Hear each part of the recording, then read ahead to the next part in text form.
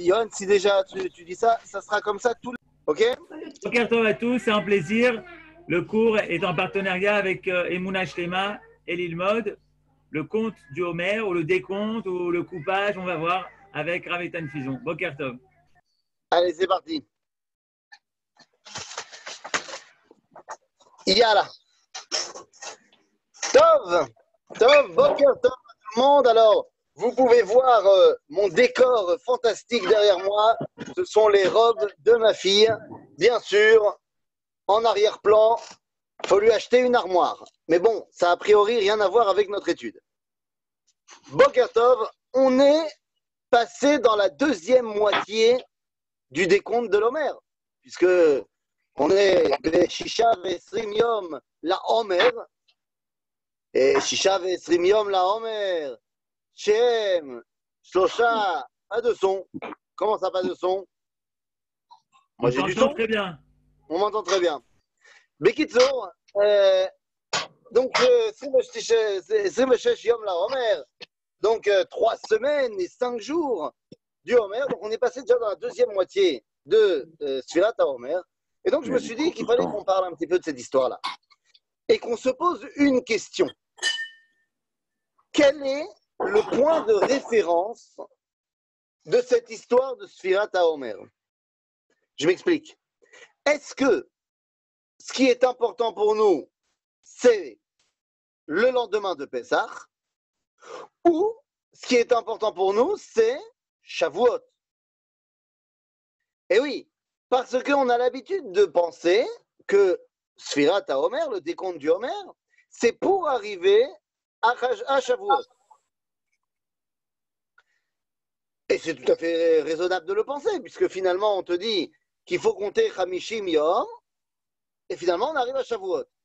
Mais le problème, c'est que si le point de référence était Shavuot, alors on devrait compter le premier jour 49, ensuite 48, ensuite 47, ensuite et ainsi de suite. C'est-à-dire qu'on devrait faire un compte à rebours pour arriver à Shavuot. Et ce n'est pas le cas.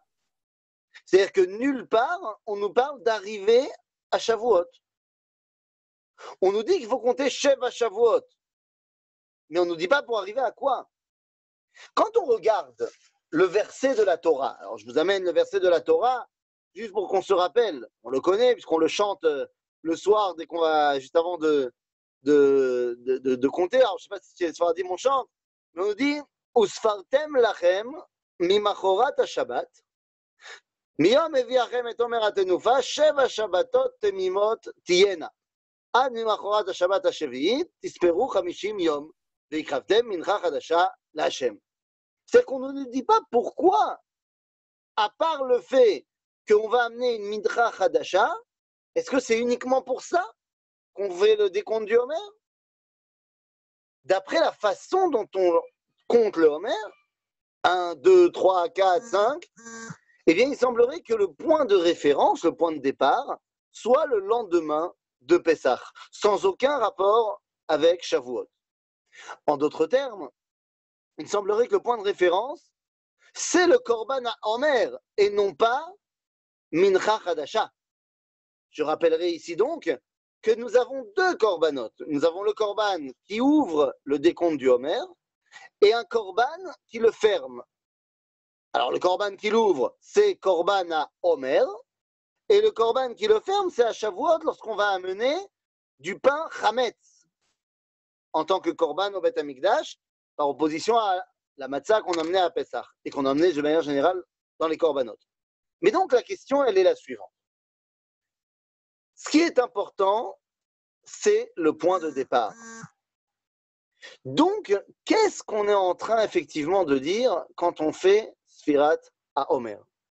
Si on regarde la mitzvah qui est mentionnée dans le Sefer HaChinour, le Sefer HaChinour fait le décompte de toutes les mitzvot, et bien dans notre paracha, parce que ce cours pourrait être également assimilé à un cours de parashat HaShavua, bien évidemment, que c'est dans la paracha qu'on voit les versets de Sfirat HaHomer, eh bien, quand on regarde la mitzvah telle qu'elle est présentée dans le Sefer HaChinour, eh bien, il dit le Chinour, Mishorche ha-mitzvah al tzad ha-pshat, lefi shekol ikaran shel Israël eino ela ha-Torah.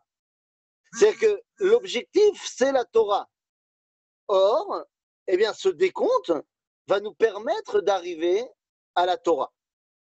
Sauf que le Sefer HaChinuch ne fait que renforcer notre questionnement, puisque donc il est en train de dire que l'idéal, le point de référence, c'est la finalité. Or, on a dit que ce n'est pas le cas. Donc, comment comprendre ce Sefer HaChinuch? Une chose est sûre, on n'a pas encore déterminé si l'important c'était le point de départ ou le point d'arrivée.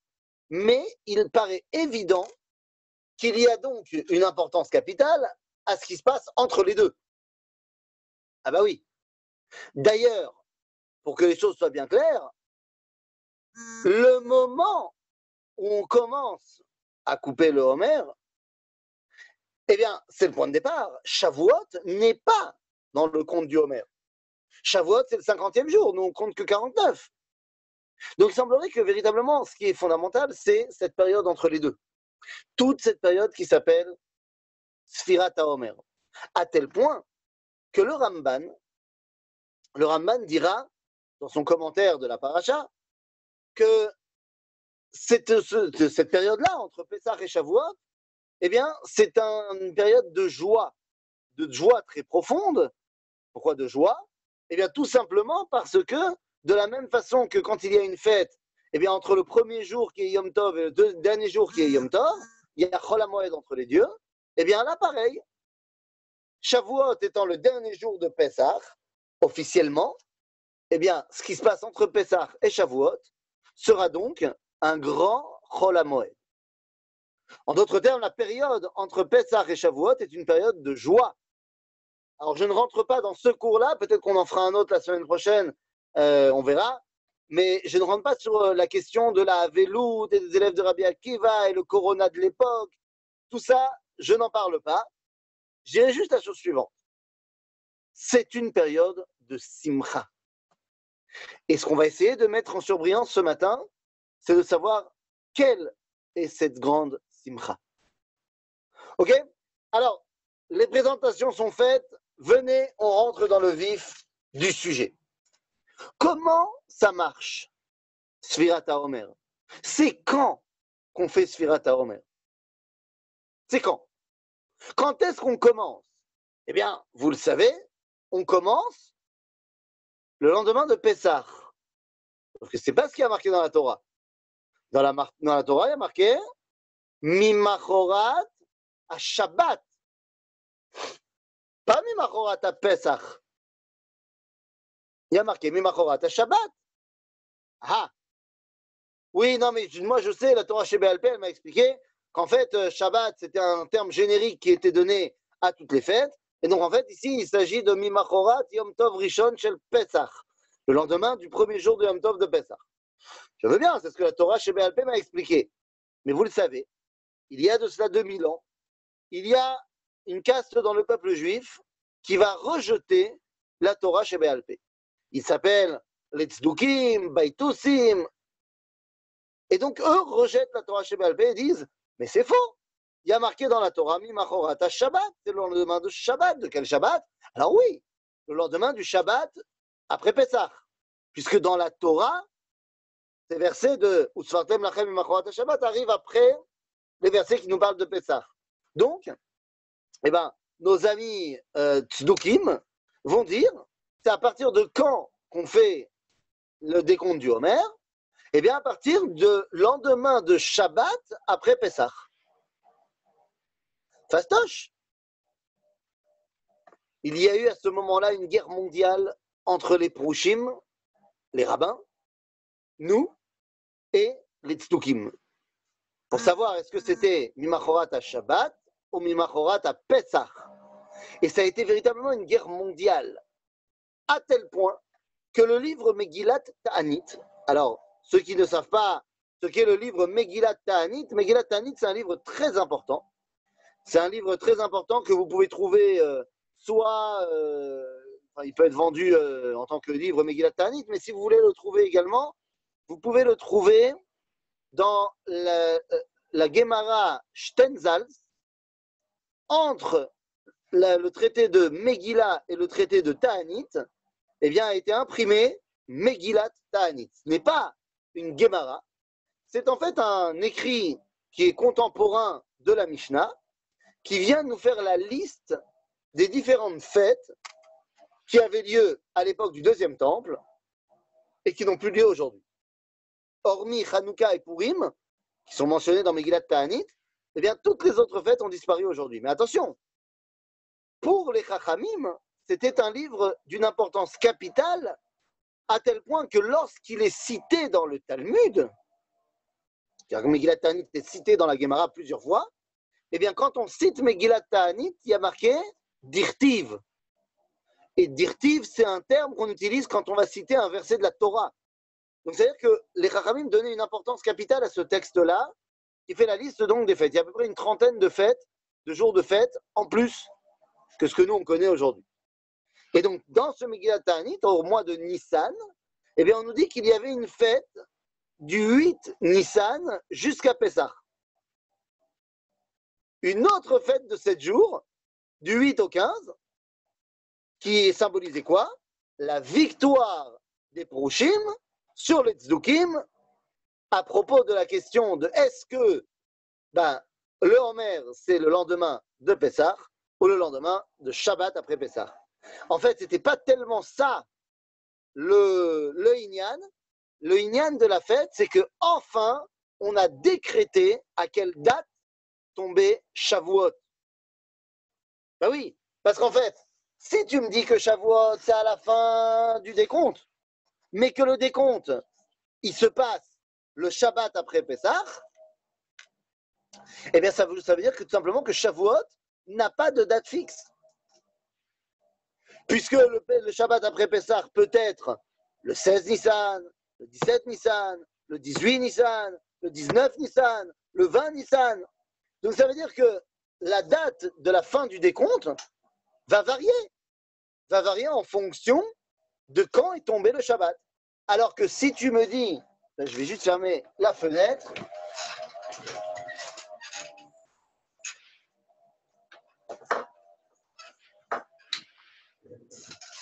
voilà. Si tu me dis que c'est le lendemain de Pessah, à ce moment-là, la date est fixe. Ce qui va bouger, c'est le jour dans la semaine où tombera Shavuot. Mais la date en elle-même est fixe. Et le fait que, finalement, les Prushim ont gagné, a fait une grande fête. Sauf que, moi, je pose cette question et je me dis, ok, en quoi c'est tellement un problème de ne pas savoir quelle va être la date de Shavuot? Quoi, c'est pour préparer le gâteau au fromage en avance? Il est au Makara. Alors, tu ne connais pas la date de Shavuot, tu comptes et tout ira bien. En quoi c'est tellement important de savoir que c'est Mimachorat à Pessah et pas Mimachorat à Shabbat? En quoi est-ce si important? Les amis, il va falloir qu'on comprenne un petit peu comment ça marche. Comment ça marche Sirat à Homer?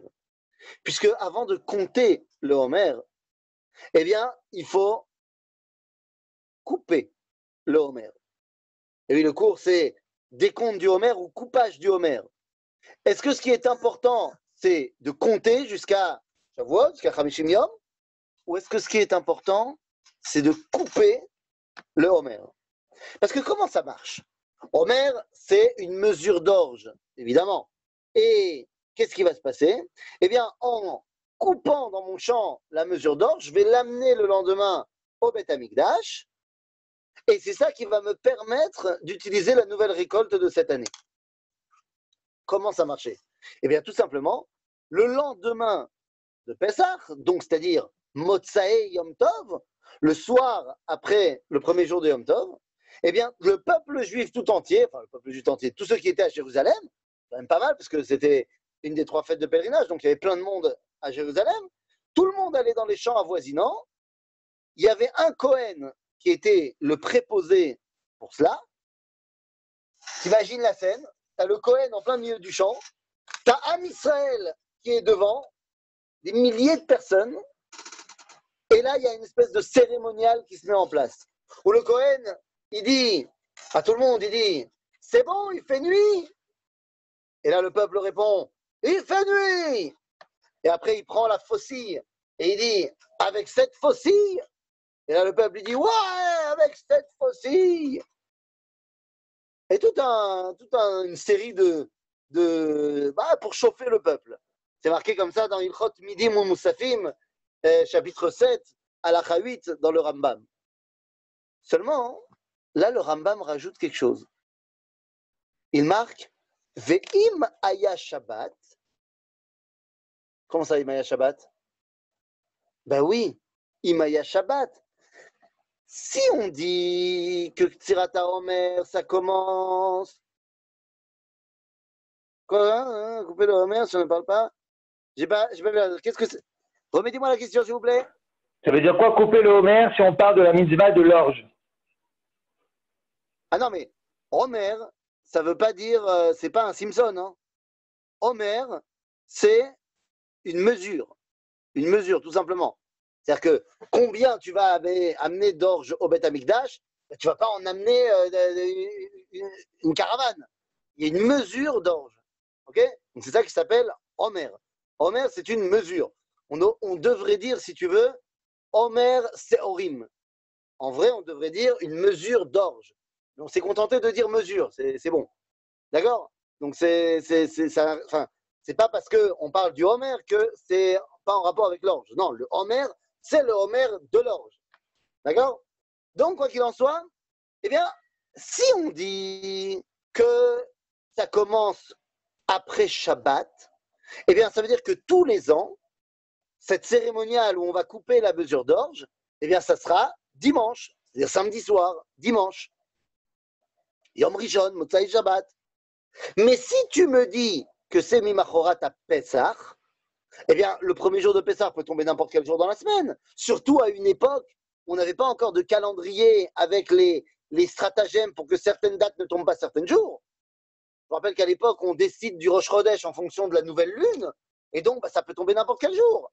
Résultat des courses, eh bien, si le premier jour de Yom Tov tombe un vendredi, eh bien, Motzei Yom Tov Rishon, ça sera Shabbat.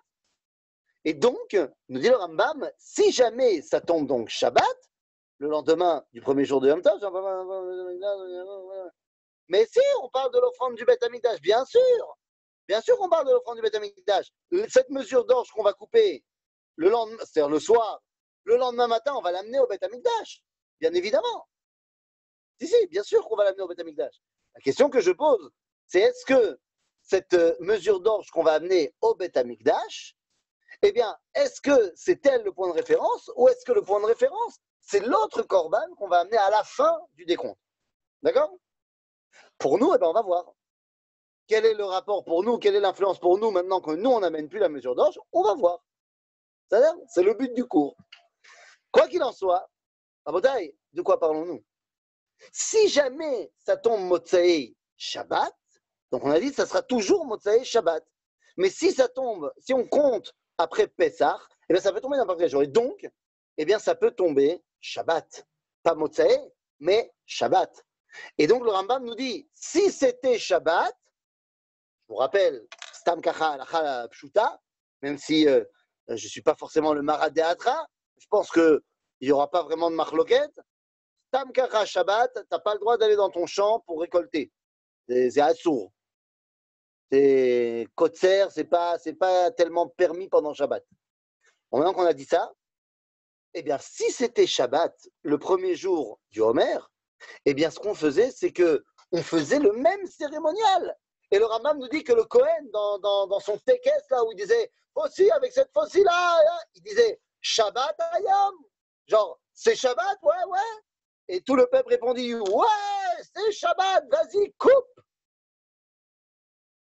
Et là, le Kohen, il coupe. C'est Chiloul Shabbat. C'est Chiloul Shabbat, on n'a pas le droit de faire ça.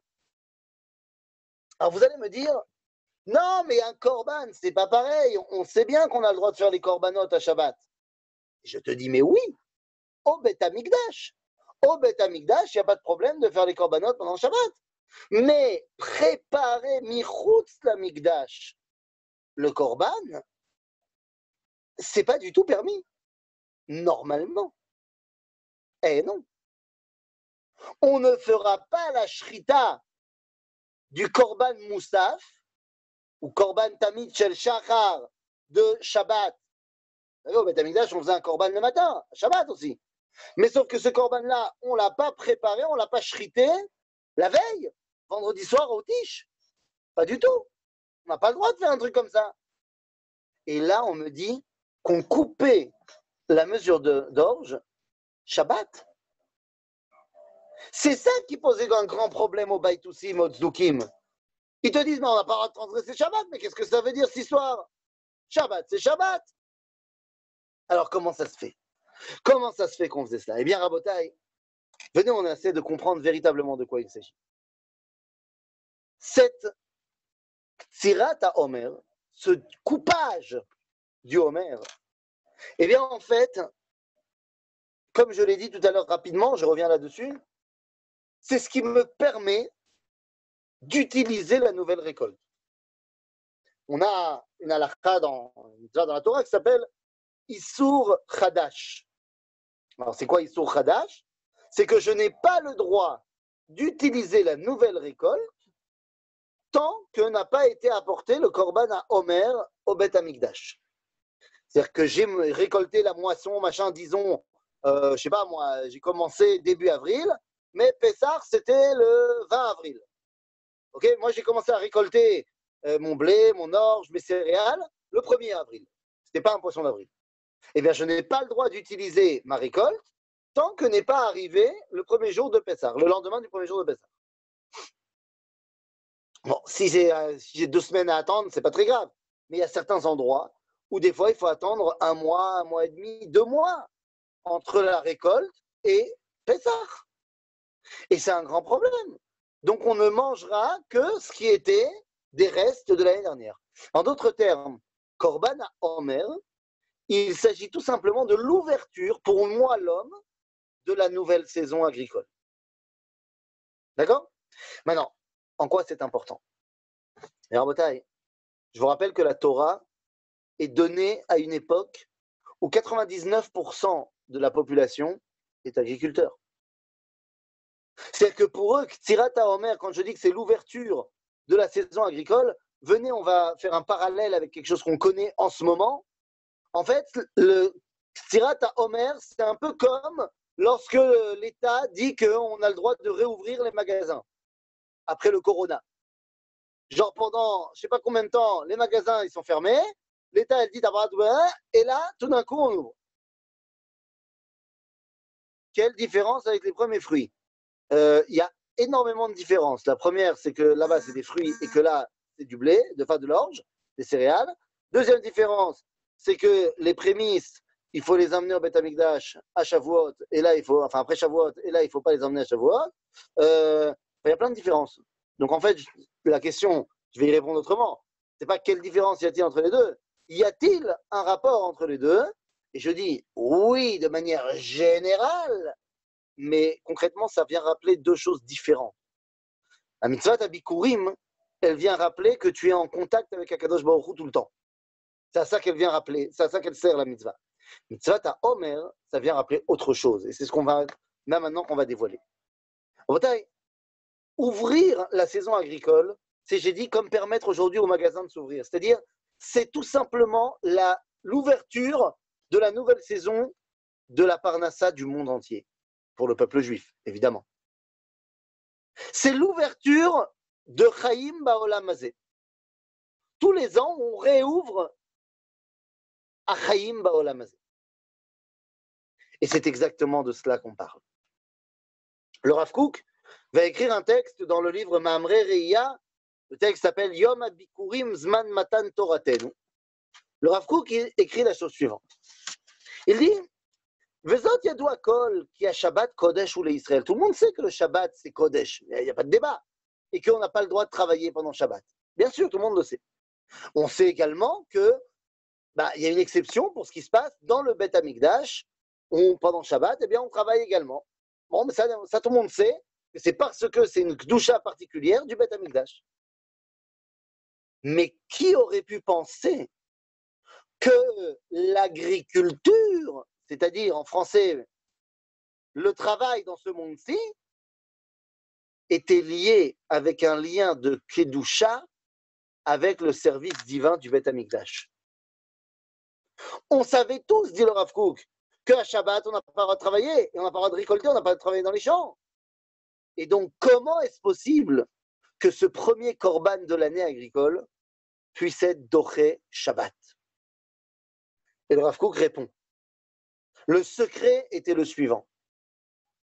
Toi et moi, monsieur tout le monde, qui va dans son champ et qui récolte, c'est interdit pendant Shabbat. Mais la première récolte qui sert de témoin au peuple juif, ce n'est pas un korban yachid, c'est un korban tzibour, qui donc permet de transgresser Shabbat, comme les korbanot au Beth Amikdash. Et ça commence par le moment où ça coupe. Pourquoi? Dit le Rav Kook, pour que le monde entier, pour que le peuple juif soit totalement conscient qu'à son origine, dans son essence, la chaklaout, c'est-à-dire pour l'époque, le fait de travailler dans ce monde, oui, chaklaout, ça peut être high-tech aujourd'hui, c'est l'homme échané, mais que le travail de Eretz Israël, Yesodo Bakodesh Penima, que à l'origine, le fait de construire ce monde, c'est Kodesh Kodashim Eretz Israël. Et c'est pour ça qu'il est Doché Shabbat. Les Baïtoussim, ils ne voulaient pas qu'il soit Doché Shabbat parce qu'ils pensaient que la Avodat Haolam Hazeh, c'est Stam, parce qu'on a besoin de Parnassa. Mais ils n'y voyaient pas une Kdusha particulière. Comme on peut trouver, malheureusement, dans beaucoup de milieux juifs aujourd'hui, qui, alors je ne parle pas des milieux juifs qui disent qu'il ne faut pas aller travailler, ça, on n'en parle même pas. Mais dans ces milieux juifs qui vont travailler, mais qui disent, le travail, ce n'est pas important. Ce qui est important, c'est l'après-midi où je vais étudier au collège. On connaît ça, des gens qui vont moitié au travail, moitié au collège. Très bien. Mais là où c'est pas bien, c'est lorsqu'ils te disent, le travail, c'est uniquement pour amener à manger à la famille, mais le collège, c'est ça qui est important. Non. Le travail est tout autant important que le collège, parce que le collège te permet, l'étude de la Torah, va te permettre de comprendre Eze Avodat Kodesh tu fais quand tu vas travailler. Parce que tu es en train de construire le monde. Parce que tu es en train de mettre en pratique ce que Akadosh Baruch Hu, il t'a demandé de faire, Ba'olam. C'est-à-dire de le construire. Kivo Shabbat Mikol Melarto Asher Bara Elohim La'asot. Ktirat HaOmer, le fait de couper, c'est le point de départ. C'est le point de départ, la référence qui va nous servir pendant tout le décompte.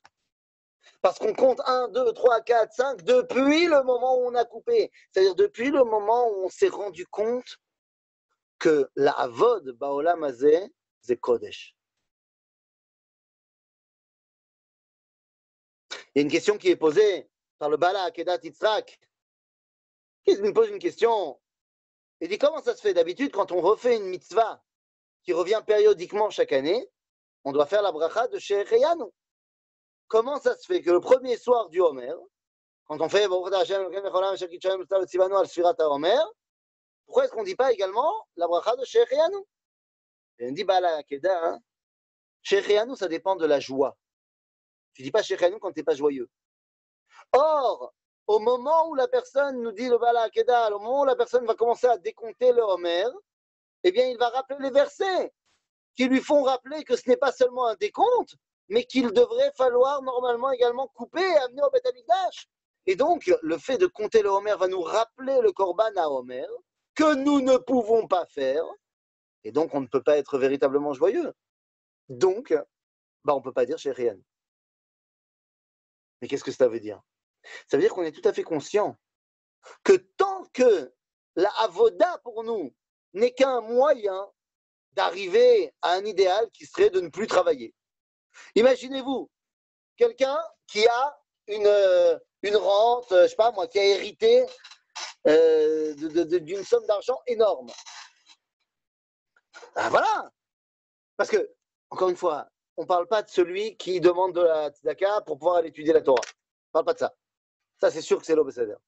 Mais disons que quelqu'un, il a un héritage de malade. Il n'a pas besoin d'argent. Il en a. Et il ne demande jamais la tzedaka, et lui, il fait la tzedaka, ce que tu veux. Peut-être qu'il peut, lui, aller étudier la Torah de la journée. Peut-être qu'il n'est pas obligé d'aller travailler. Seulement, nous dit la Mishnah dans Masechet Avot, Yafeh Torah im derech eretz, sheyegiat shneim mashkachat avon. C'est-à-dire qu'il faut et travailler et étudier. Et ça ne dépend pas de si j'ai besoin de travailler ou pas. Il le faut, parce que c'est en touchant aux deux et à la Torah, bien sûr, et au boulot, que je suis protégé de la faute. Mais attendez, mais de quoi parlons-on? Binyan Haolam. La construction de ce monde est un idéal. Maintenant, comprenez-moi bien, quand on parle du Homer, on ne peut pas ne pas évoquer le personnage qui est devenu le plus, on va dire, célèbre dans cette période du Homer. Alors, Rabbi Shimon Bar Yochai. Oui, bon, mais 2 secondes. Entre parenthèses, temps mort, je veux juste rappeler une chose. C'est que de la même façon que les élèves de Rabbi Akiva, machin, nanana, qui sont morts, il y a eu le décompte du Homer avant Rabbi Akiva. Pendant à peu près 1500 ans, on a fait Sfirat HaOmer et il n'y avait pas encore eu les élèves de Rabbi Akiva qui sont morts. Donc, toute la base de Sfirat HaOmer ne dépend pas de ce qui est arrivé aux élèves de Rabbi Akiva. Les choses soient bien claires. De la même façon, même si aujourd'hui, le Homer, l'Akba Homer, c'est Rabbi Shimon, l'Akba Homer, avant d'être Rabbi Shimon, c'est le 33e jour du Homer. Vous allez voir que ça va avoir son importance. Mais on ne peut pas faire abstraction de Rabbi Shimon. Et quand on regarde un petit peu l'histoire de Rabbi Shimon Bar Yochai, eh bien, on risque de tomber dans une erreur terrible. Vous connaissez l'histoire de Rabbi Shimon. D'ailleurs, on sait que l'Aïloula de Rashbi, c'est l'Akba Omer. Si vous voulez savoir où se trouve l'histoire de Rabbi Shimon, vous n'avez qu'une seule chose à vous rappeler, c'est que c'est dans le traité de Shabbat, dans le Talmud. Vous allez me dire, oui, mais le traité de Shabbat, il est très long, il y a plein de pages. Non, c'est deux pages lag. Voilà, c'est lag Baomer, c'est lag Beshabbat. C'est la page 33. Et bien là-bas, tu peux voir l'histoire de Rabbi Shimon, et on connaît l'histoire. Petit rappel, juste pour le kiff, on avait une réunion de 3 Talmidei Chachamim, Rabbi Yehuda, Rabbi Yossi et Rabbi Shimon. Et ils discutent tous les 3 de comment est-ce qu'on doit quel est notre comment dire en français, notre rapport, comment est-ce qu'on voit l'Empire romain. Bon, ça y est, on est après la guerre de Bar Korva, les Romains sont les patrons, il n'y a plus rien à dire. Quel est notre regard sur les Romains? Eh bien, Rabbi Yehuda va dire, écoute, c'est sûr qu'ils ne nous ont pas fait du bien, mais ils n'ont pas fait que du mal, on ne peut pas dire. Les Romains, ils ont construit des thermes, ils ont construit des ponts, ils ont construit des chouks. Ils ont fait des choses bien, on ne peut pas dire. Rabbi aussi, il se tait. Et Rabbi Shimon, il vient avec un Miché Bérard pour les Romains. Et il dit, ah bon, ils ont construit des thermes, c'est juste parce qu'ils aiment se balader à poil. Ils ont construit des routes, mais oui, c'est pour y mettre des impôts. Ils ont construit des chouks, c'est pour y mettre des prostituées. Bon, t'as compris que Rabbi Shimon, il n'est pas fan des Romains. En même temps, c'est eux élèves de Rabbi Akiva, donc en même temps, on comprend. Mais bon, il y avait une 4e personne qui était là-bas. Un mec qui s'appelait Yehuda Ben Gerim. Et ce Yehuda Ben Gerim, il a tout enregistré sur son portable et il est parti balancer l'enregistrement chez les Romains. Et à ce moment-là, les Romains, ils ont dit, c'est pas compliqué. Rabbi Yehuda, il a bien parlé sur nous. On va le mettre roche à Sanhedrin.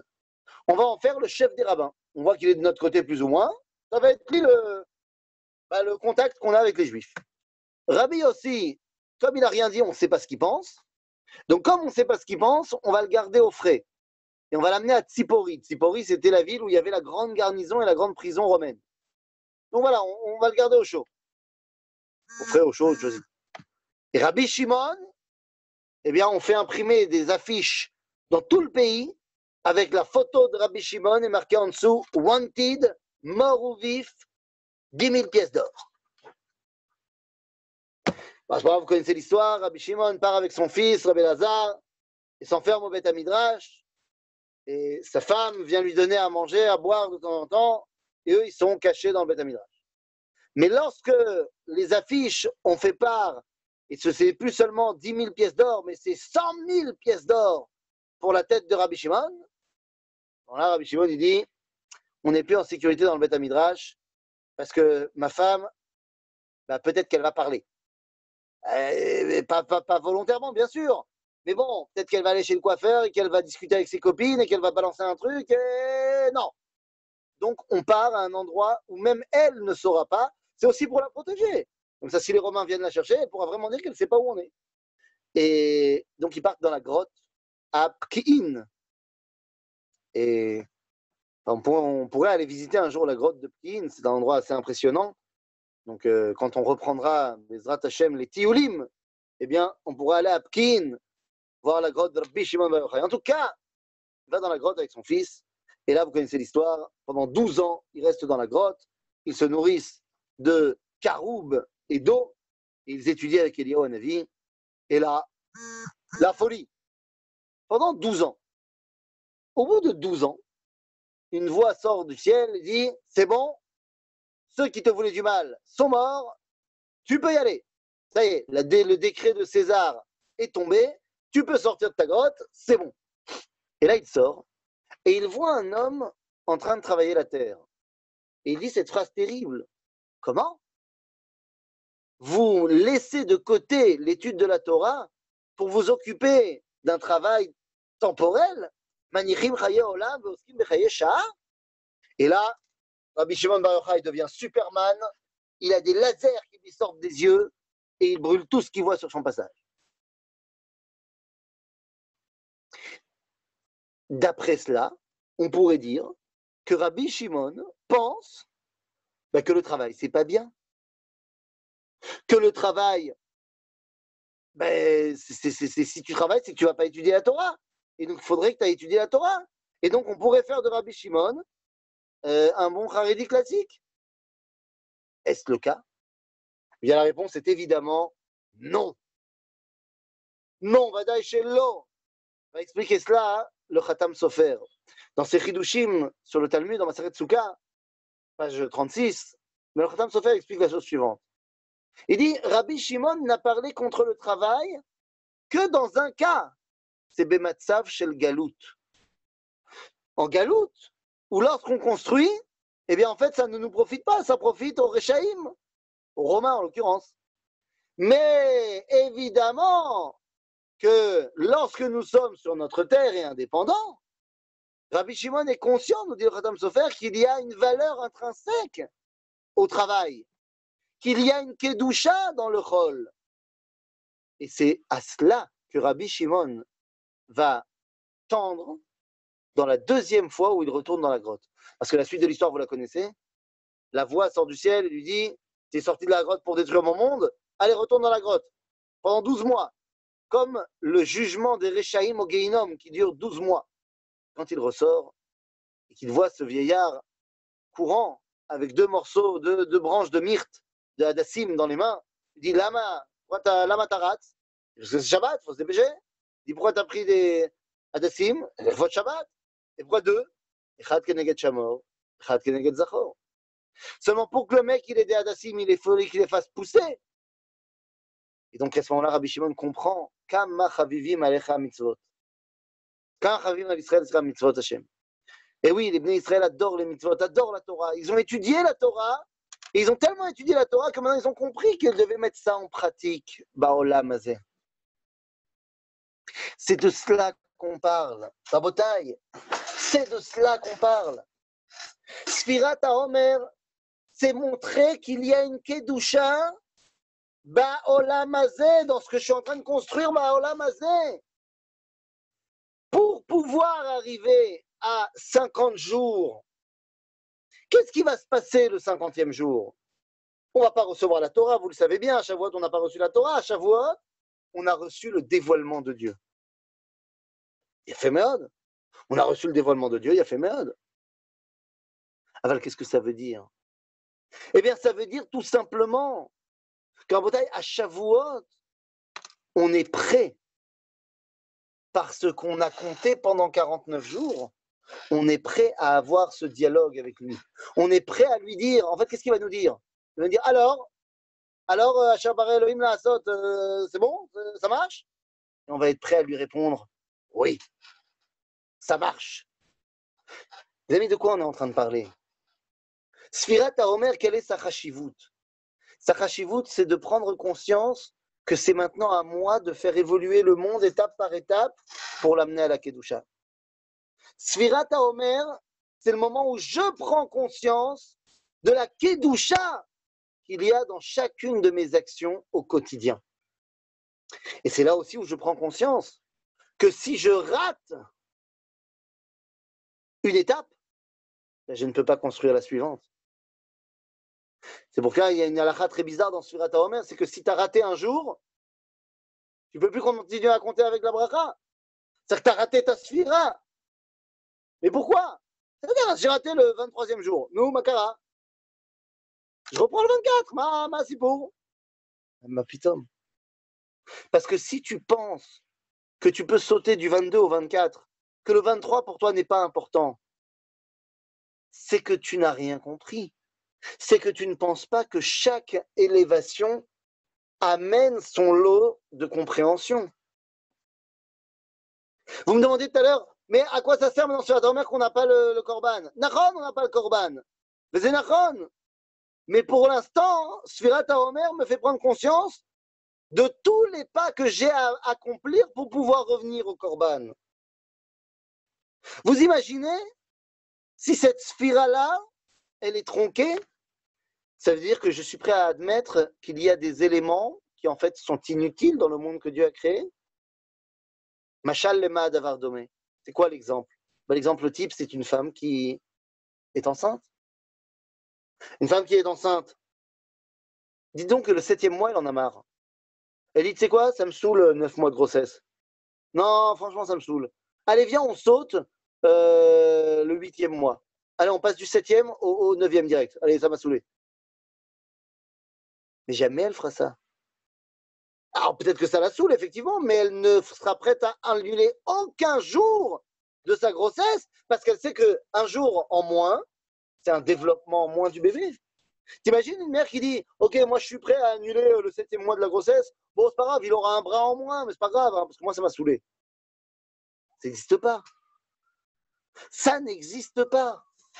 La notion de chaque jour et chaque semaine nous fait prendre conscience que dans chaque jour et chaque semaine, eh bien, il y a un autre élément à dévoiler pour arriver à la relation avec Dieu. C'est la raison pour laquelle la tradition d'Israël, la tradition juive, a mis en place le fait que, Bechag HaShavuot, une fois qu'on a terminé la Sphira, on vient dire à Kadosh Baruch Hu à quel point on a compris ce qu'elle nous a apporté. Et c'est pour ça qu'on va lire le livre de Ruth. Sefer Ruth Batanach. Alors, il y a plein de raisons qui lient Shavuot à Ruth. On ne va pas passer dessus là maintenant. On pourrait faire tout un cours sur les liens entre le Sefer Ruth et Chag HaShavuot. Mais il y a une autre raison qui ne la relie pas, qui ne relie pas Ruth à Shavuot, mais qui relie Ruth à la Sphira. Le livre de Ruth se termine dans les derniers versets, alors que ça y est, Boaz a épousé Ruth, et vient par un verset, au chapitre 4, au verset 13, un verset avec un mot unique dans tout le Tanakh. Unique. D'habitude, dans le Tanakh, quand on nous parle d'un homme qui a épousé une femme, qui a eu une relation avec elle, et le but du jeu, c'est d'avoir un bébé, eh bien on nous dit, Vatar, Vataled. Elle a conçu, elle a enfanté. Mais chez Ruth, il y a marqué comme ça. Vaïkar Boaz et Ruth, Boaz a pris Ruth. Vatilo Leisha est devenue sa femme. Vayavo Elea, ils ont une relation ensemble. Et on ne nous dit pas Vatel et Ben. On nous le dira. Mais avant Vatel et Ben, il y a 4 mots uniques. Vayiten Hashem la Et Dieu lui a donné, à Ruth, Héraïon, une grossesse. Toutes les autres femmes du Tanakh, elles étaient enceintes, hein, t'en fais pas. Mais nulle part c'est marqué. Ruth, Ima Shel Malchut, elle comprend mieux que quiconque l'importance du cheminement. Nous, à la fin de Sfirat HaOmer, on lit Megillat Ruth pour arriver à Vaïten Hashem la Héraïon, pour dire que de la même façon qu'une femme, elle n'est pas prête à laisser tomber une partie du développement de l'embryon pendant la grossesse, eh bien on comprend que notre relation à Dieu ne peut être efficace que lorsqu'il y a ce décompte en entier. C'est-à-dire qu'on comprend que chaque chose dans ma construction de ce monde est importante pour avoir ma relation avec Akadosh Baruch Hu. Sfirat HaOmer ou Ktsirat HaOmer, ben c'est très simple. La Ktsira, même Beshabbat, nous a fait prendre conscience que Kol HaChaim Po, c'est Kadosh. Sfirat HaOmer nous fait prendre conscience que maintenant que j'ai compris que tout était Kadosh, c'est à moi, ben, tout simplement, de mettre cette Kedusha-là dans chaque évolution. Et je l'ai dit, et je termine par là, je l'ai dit hier dans le cours que j'ai donné sur Herzl, je ne sais pas ceux qui l'ont suivi ou pas, mais aujourd'hui, on comprend de manière extrêmement évidente en quoi chaque élément de Sfirat HaOmer s'est révélé dans l'histoire comme étant un marqueur pour l'évolution de notre rapport à Dieu. Vous savez, dans les Sidurim, quand on parle de Sfirat HaOmer, eh bien aujourd'hui, Torah Kabbalah est rentrée à l'intérieur de Sidurim, et donc aujourd'hui, derrière chaque journée de la Sphira, eh bien, on nous dit également que ça correspond à une Sphira. Vous savez, dans la Kabbalah, il y a 7 élévations particulières qui s'appellent Chesed, Gvura, Tiferet, Netzach, Hod, Yesod et Malchut. Chaque semaine correspond donc à une de ces différents degrés. Et dans chaque semaine, il y a 7 jours. Donc, comme ça, on peut mettre vraiment dans toutes les sauces. Pendant très longtemps, seuls les kabbalistes, les Mekoubalim, savaient de quoi il s'agissait. Aujourd'hui, c'est clair pour tout le monde comme de l'eau de roche, que chaque semaine amène son lot d'explications. Et au fur et à mesure de l'histoire, eh bien, les choses sont devenues claires. La première semaine a toujours été claire pour tout le monde, puisque c'est la semaine du Chesed. Et la première semaine du Homer, c'est Pessah. Pessah, Chesed Gamour. Dieu nous a sortis d'Égypte, Bechesed. La deuxième semaine, c'est la semaine de la Gvura. Aujourd'hui, on comprend, puisque c'est la semaine dans laquelle se trouve Yom HaShoah ve'al Gvura. La troisième semaine, c'est Tiferet. L'éclat, la grandeur. Ça, maintenant, on comprend. Parce que la troisième semaine, la Tiferet du peuple juif est revenue, Yom HaAtzmaut, dans la semaine de la Tiferet. La quatrième semaine, c'est Netzach. Ah, Netzach. La Netzach, on a très bien compris hier que c'était Yom Herzl. Netzach Sheba Netzach. C'est l'anniversaire de naissance de celui qui est devenu le Mashiach ben Yosef, à savoir Binyamin Zev Herzl. Netzach Sheba Netzach. Ensuite, nous avons la Shavua de Hod, parce que Mashiach ben Yosef, ça ne suffit pas. La préparation concrète d'un pays, il lui faut une Neshama, il lui faut une Pnimiyut. Et donc le Hod, c'est la Pnimiyut.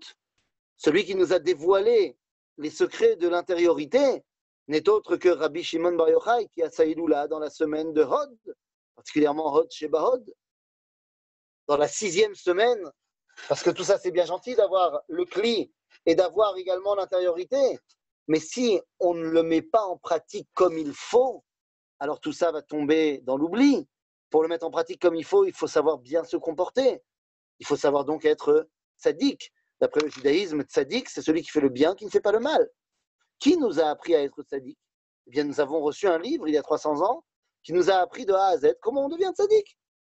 Ça s'appelle Mesilat Yesharim. Et donc, il n'y aura pas du tout de surprise que la 6e semaine, Bayesod Sheba Yesod, ce soit l'Eidoula du Ramchal. Et enfin, dans la dernière semaine, Malchut, eh bien, sans surprise, le premier jour de cette dernière semaine, Bechesed Sheba Malchut, le 28 Iyar, nous sommes revenus dans la ville de la royauté, beyom Yerushalayim. En d'autres termes, aujourd'hui, nous comprenons à quel point cette Svirat HaOmer, chaque jour est important, car elle nous permet de comprendre comment, dans chaque situation, je vais pouvoir y dévoiler la Kedusha qui y est cachée. Je n'aurais pas pu le faire sans avoir pris conscience que je coupe le Homer dans son premier débat, même si c'est Shabbat, pour comprendre qu'il me faut mettre de la Kedusha Bechaye Achulin. Voilà l'enseignement de Sfirat HaOmer. Une fois que j'ai compris cela, alors je peux me présenter Bayom HaChamishim, Besha'ar HaNun, devant le dévoilement direct d'Akadosh Baruch Hu qui me parle et qui me dit alors, Kivo Shavat Mikol Melarto Asher Bara Elohim La'asot, vous avez fini de parfaire le monde? Eh bien, j'espère que cette année, on pourra enfin se lever et regarder Akadosh Baruch Hu dans les yeux, je ne sais pas ce que ça veut dire, et lui dire oui, Zeu, Asinu et Haolam. À ce moment-là, on pourra tous passer ensemble dans le 8e jour, et ça sera encore une autre histoire. On en parlera quand on y sera. À bientôt les amis.